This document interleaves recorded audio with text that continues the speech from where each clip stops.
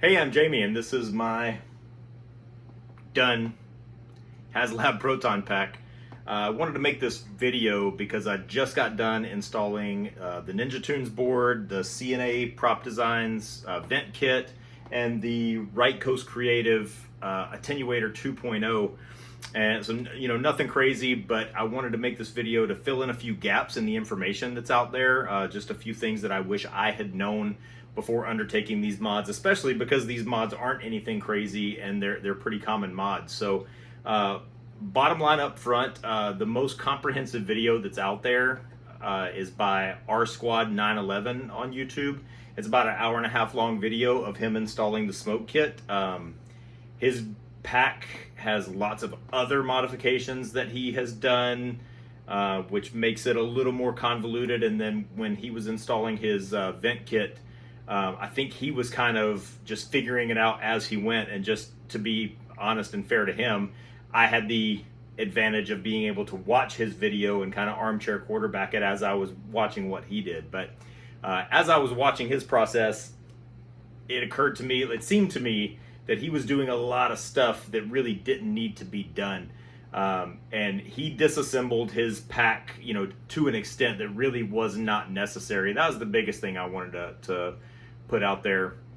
If you're hesitant to do a vent kit because you think you have to disassemble your pack to that great extent, like he broke his pack all the way down to parade rest and took everything completely apart. And I'm here to tell you, hopefully, and relieve you that you don't need to do that. I can show you what it took him an hour and a half to do in that video. I can show you how to do it in about 15 or 20 minutes if you have the right tools, and it's pretty simple. The other thing is I installed the NinjaTunes board and the NinjaTunes relay board, which controls the vent kit. The NinjaTunes board and the relay board, which also by NinjaTunes, it comes as a kit. But both of those boards each require a 12 volt power supply. And if you are running the most common talent cell power cell, it has one 5 volt USB port, and then it has one 12 volt DC port. Well, both the NinjaTunes main board and the NinjaTunes relay board require the 12 volt port. So I think they should include this, but they don't with the kit. But I needed this thing right here, which is a DC power splitter. It has 1 female and 3 male. Now, the reason I needed 3 male was because I am running an external charging port off the talent cell, so I wanted to be able to recharge my talent cell without opening the pack. So on the motherboard side of my pack, there's an external charging port. So if you're not doing that, you would really just need the 1 female, 2 male, and then your talent cell came with a splitter. You can use that one too.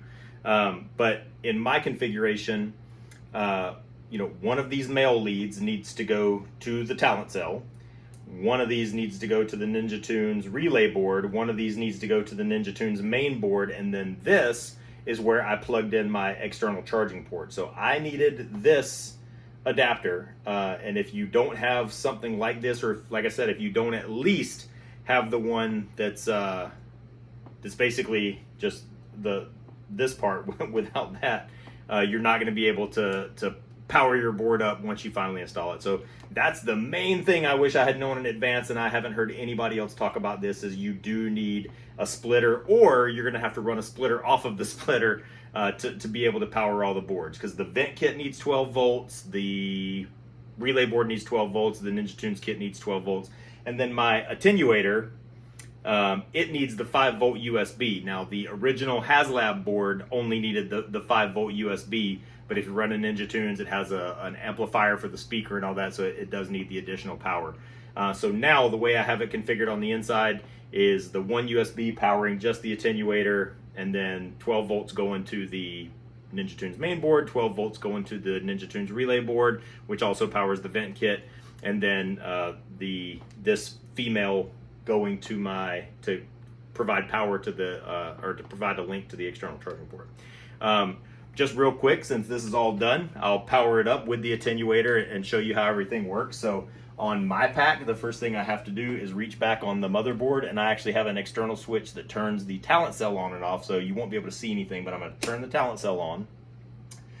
The attenuator basically controls the pack, so now your ion arm power switch is basically just a kill switch, so I got to turn that on. Now you see the power cell doing its little boot up sequence. So now I can turn on the attenuator. The attenuator has all these different animations. I like that one. But now I'm going to switch the pack on. Way difference in the sound. I also have the upgraded speaker. I'm going to run through the whole thing. So this is an afterlife mode. So now I'm going to power up the wand.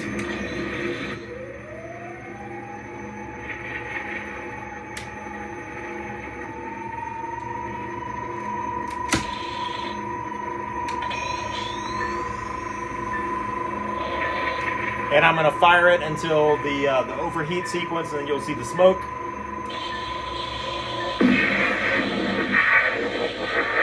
One second delay in the wand sound from the wand to the pack with the NinjaTunes board.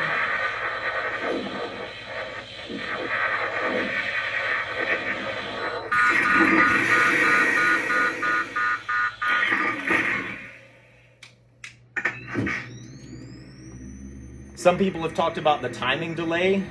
Mine, as it came, was absolutely perfect. The timing is perfect with the overheat and shutdown sequence and the smoke. The good thing about the attenuator is I don't have to fire it to get the overheat. I can just hit the slow blow switch here and it'll immediately go to the overheat sequence and vent the vent kit.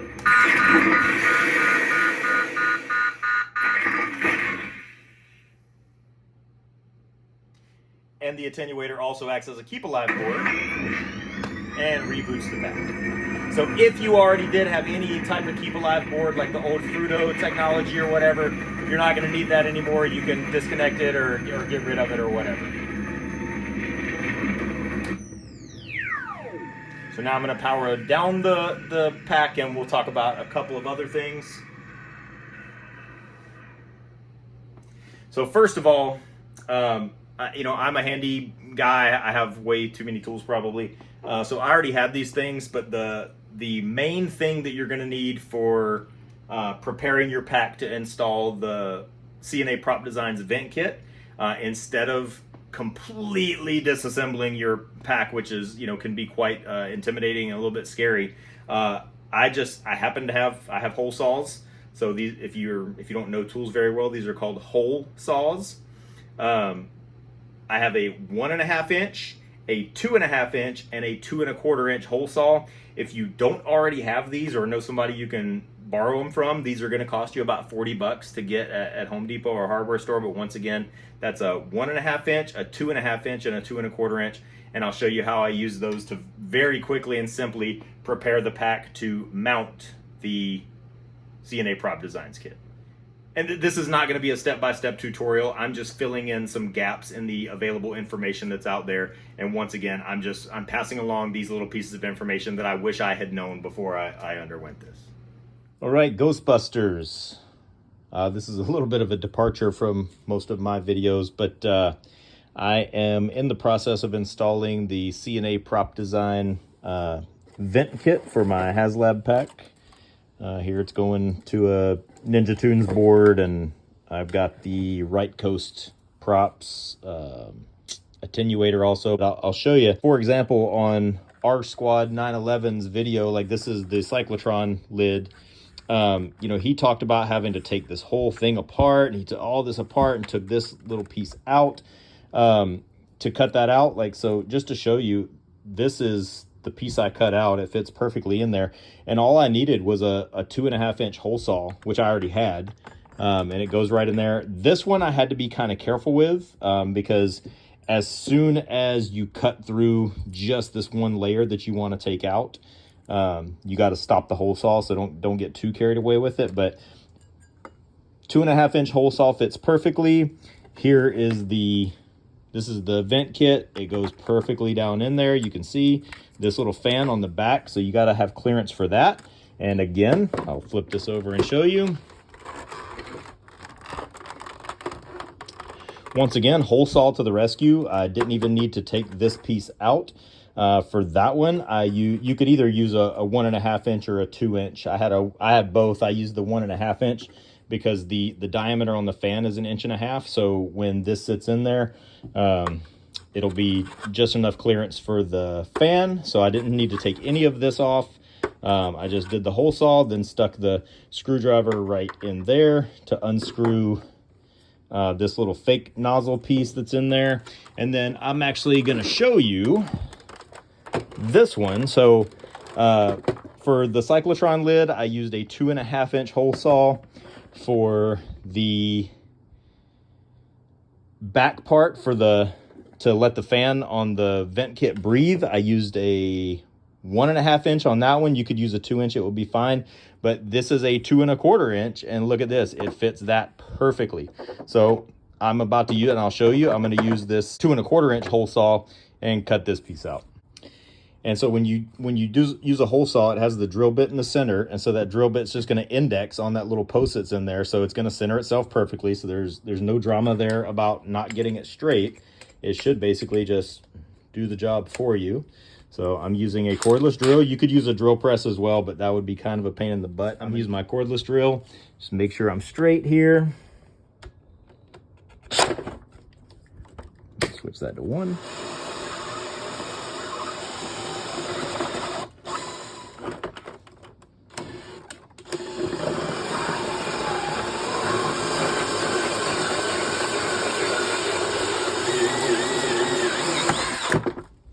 And there you go, that's perfectly cut out. Now, that is perfectly cut out, and if I'm right, this CNA prop design vent kit should fit perfectly down in there. If I can get the wire. Boom, perfect, absolutely perfect. Here, I'll flip this over so you can show you. Here, I'll flip this over. Okay, that's in there.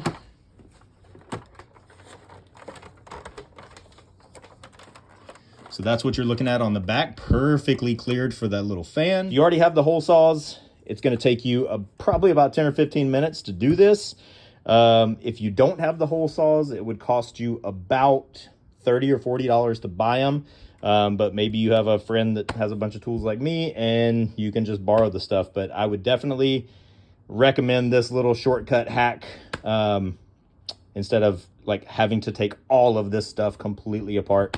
If you just use the hole saws, you'll have it done in 10 minutes. And again, it's a 1.5 inch hole saw, a 2.5 inch hole saw, and a 2.25 inch hole saw. And apparently that's all you need.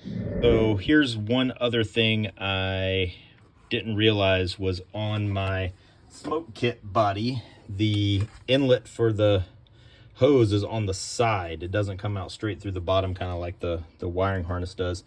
So I did have to notch out this, which in order to notch that out, I had to notch this out where I cut it out with the hole saw. So the hole saw is not exactly a 100% one and done, but it's still a major time saver. I would still recommend it. To cut that out, I used this little tile cutting bit and this guy very carefully notched out this and then cut that notch, and then I'll show you. There we go. So this is still a lot cleaner and a lot less work than disassembling your entire pack and taking everything completely apart. Still just the 3 hole saw cuts, and now I had to do that a little bit with the Dremel, but that's it. I'm still mocking it up. That's why it still has the masking tape on there. But on the cyclotron lid, remember here I did the 2.5 inch cut on there. I think in R Squad 911's video he cut this whole side out, but that's not necessary. So here I'll show you. When you put the lid on, it's pretty much a perfect fit. The only thing I plan on doing is the housing for the smoke.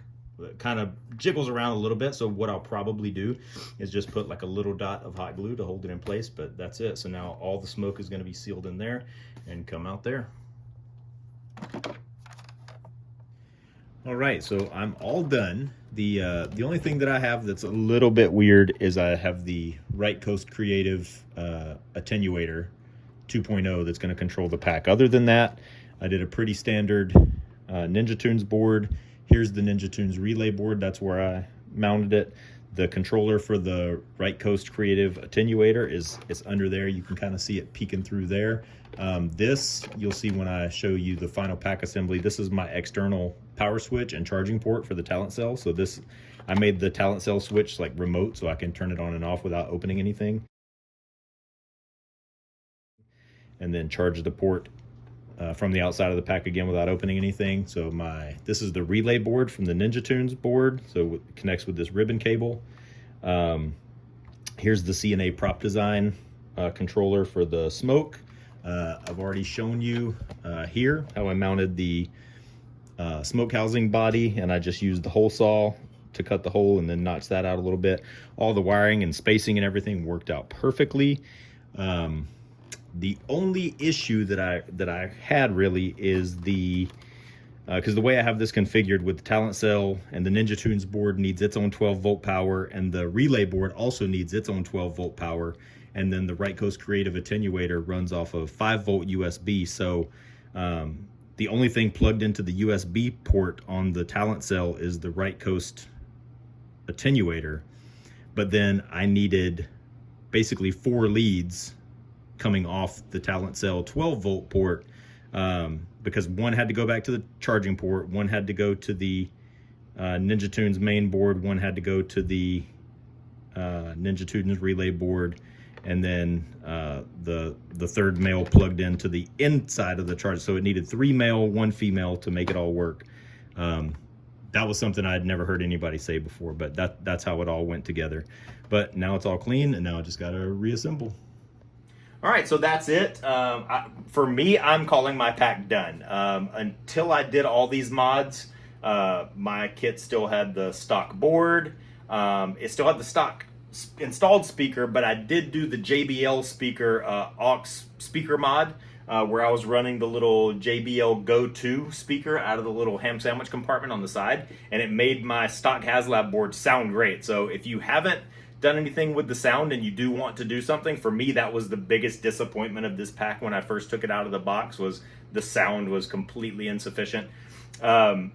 The JBL Go 2 aux speaker mod is a really easy and really great mod to do, but the JBL speaker has its own internal amplifier, because the stock Haslab board doesn't have an amplifier. Well, the NinjaTunes board does have an amplifier, so if you're still running that aux speaker, for example, the JBL aux speaker off of the NinjaTunes board, which has an amplifier, the sound coming out of the JBL speaker is basically double amplified, and that JBL speaker's sound quality goes to complete garbage. It really is. It didn't blow my speaker, but it sounded like it was a blown speaker. Really horrible sound quality. So I may add another speaker later. I'm debating that. The 2.5-inch upgraded speaker is the one that Coast Creative recommends. They make the little bracket for. That sounds awesome. It sounds so good by itself. I may still add another speaker just because I can, because I think Mo sound is Mo better. But anyway, other than that, I'm pretty much calling this pack done. I've done several cosmetic modifications to the exterior to make it look more screen accurate. I added the Alice pack, the Redman Mobo on the back. The only thing, the wand, with the exception of the hose, this is the Dragon Workshop Afterlife hose. But the wand itself is completely unmodified. I'm a little bit sketchy about modifying the wand. But the only internal mods to the pack are the Attenuator, the NinjaTunes board, the NinjaTunes relay board, and the CNA prop design board. And now this pack looks and sounds and functions exactly the way I want it to. So I'm calling this done. And like I said, I just wanted to pass out, hopefully, those helpful pieces of information for you. So again, I'm Jamie, and thanks for watching.